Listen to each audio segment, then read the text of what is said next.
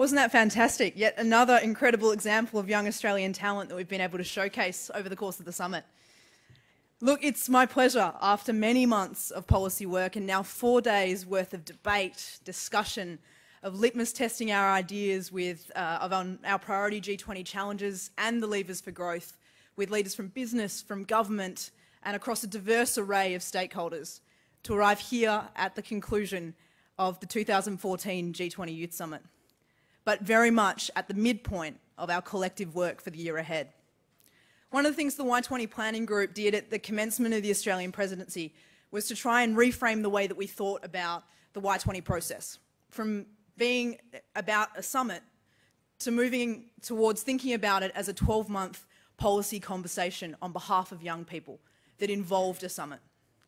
The best way I can describe our summit is akin to that part of the iceberg that breaks through the water and is visible from the naked eye. The idea that getting together in Sydney, having all of you here, 120 delegates from 25 countries, this buzz of media activity, this direct engagement we've had with our stakeholders, that's the visible bit that sits beneath, so what sits beneath that is months of hard work, hours of dedication, constant consultation by all of you back in your domestic countries, events that you've run to inform and develop the policy opinions that you've brought to the table here at the summit. And the breakthrough accomplishment, that iceberg being that phenomenal communique that we've developed. And as has been mentioned, we are the first of the engagement groups to produce a 3-page communique, which is a phenomenal achievement. And once again, can we give ourselves a round of applause for the effort and energy that made it possible.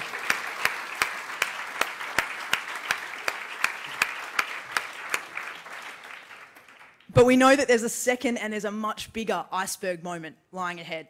And that's the 2014 Leaders' Declaration. That's the visibility not only for our work here, for the hours we put into policy development, for the communique we've created, but the visibility for the 1.5 billion plus young people from across G20 nations that we sit here representing. That is an iceberg that excites me. And that is an iceberg that we now collectively start charging towards with our policy lockdown, collectively with the action plans that we've developed here for taking home. Today we ran masterclasses led by some of Australia's most effective advocates and social change leaders that was designed to help give you practical insights, to share experience and wisdom from people who've gone before leading these sorts of campaigns, trying to drive influence, change, to mobilise people behind big ideas. The goal of these plans that you then went on to develop today is to ensure that our communique doesn't gather dust in your Y20 backpacks when you go back home, but that instead it forms the foundation of a collective push for change, sparked by 120 catalysts that we've got here sitting in this room. There's a great quote by Nelson Mandela, and it says that vision without action is just a dream. Action without vision just passes the time. And vision with action can change the world. Oh yeah, clicks, that's right. We learnt that from slam poetry the other night, didn't we? Following this closing ceremony, Josh and I this evening will travel to Canberra, where we'll commence our advocacy work tomorrow morning when we meet with the Australian Treasurer, the Honourable Joe Hockey, to talk through with him our key asks and our communique, and speak to his plans for the remainder of the G20 Australian presidency and how we can best give voice to youth through those channels. Next week, Josh and I will travel to Brisbane to participate in the 3rd meeting of the Task Force of Employment of the G20. As Heather mentioned, we've already had some phenomenal success working in collaboration with this task force this year. And we're looking forward to taking the recommendations we developed in our communique under the growth and jobs topic to further the conversation and to continue to put our asks forward to that group as they seek to lock down a lot of the contents of the individual country employment plans at their next meeting. We'll be doing all that we can to lead the charge for the clauses in our communique to receive the attention of the G20 leaders that we all know they deserve. But it's through a united front that we'll achieve this goal of seeing our asks on the G20 agenda and in the declaration in November. As our dinner speaker last night, Farah Mohammed, said so eloquently, if you're asking G20 leaders to commit to your ideas, then I ask you to commit to your own. Based on the calibre of the 2014 Y20 delegates, based on the phenomenal commitment, the passion, the ideas and the energy, let alone the incredible wealth of impact that you're having back in your own countries. I know that that commitment will not be a problem. I have every confidence that each of you will move forward from this summit, work collectively as a delegation and within your individual communities to do what you can to continue this conversation as we seek to build that momentum towards November. To those of us who are joining from around the world, and to the leaders across government, business and the non-profit community who will read our communique or hear from us in the weeks and months ahead as we move towards November, I implore you to read our communique. And I implore you to read it not just as a clear articulation of the practical asks that we're making of world leaders, but also as an example of the vision, the leadership, the innovation, the optimism, the capability, and the solution-oriented approach of this generation.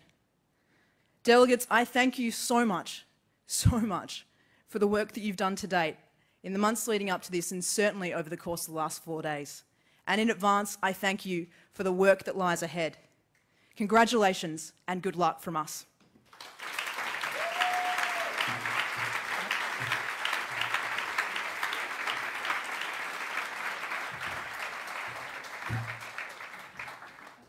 Of course, it's not just the delegates that we need to thank and that make this summit happen.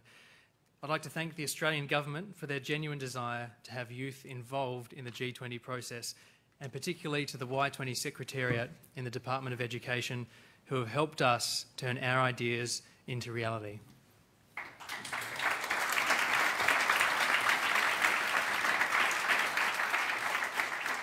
We'd also like to thank other government departments who've played an incredibly important role in assisting us, particularly with facilitating our engagement across G20 task forces and with other engagement groups. A special thanks to the Department of Foreign Affairs and Trade, the Department of Treasury and the Department of Prime Minister and Cabinet.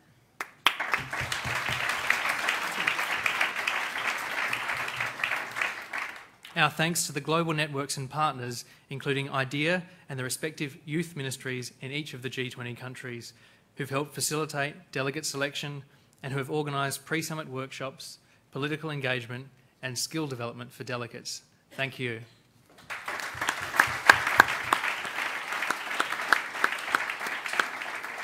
We'd like to thank everyone who's joined us on social media over the course of the last few days, and we'd particularly like to thank Lockie and Martina, who've managed all of our social and digital media engagement. A huge thanks to them, and also to the team at iLevel and to our video sponsors, Hudson, Arup, UTS, and the New South Wales Department of Premier and Cabinet for all our video content.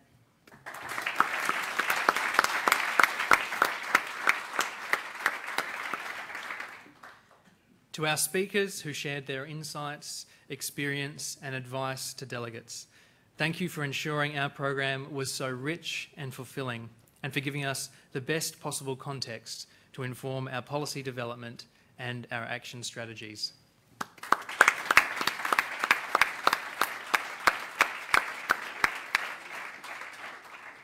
To the other G20 engagement groups, to the B20, C20, L20 and T20, as well as to the Girls 20 and the YEA, all of whom have not only played an integral role in the delivery of our summit, but have also played an invaluable role in our policy development to date.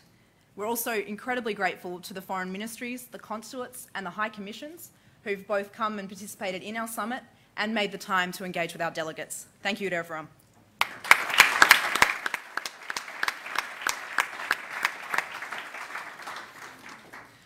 Finally, to our unbelievable planning group, for the 11 months worth of voluntary time, effort and enthusiasm you've put into making this idea a reality.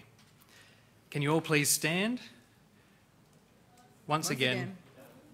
And can we please acknowledge their work and the invaluable contribution of all those mentioned, without whom this summit would not be possible.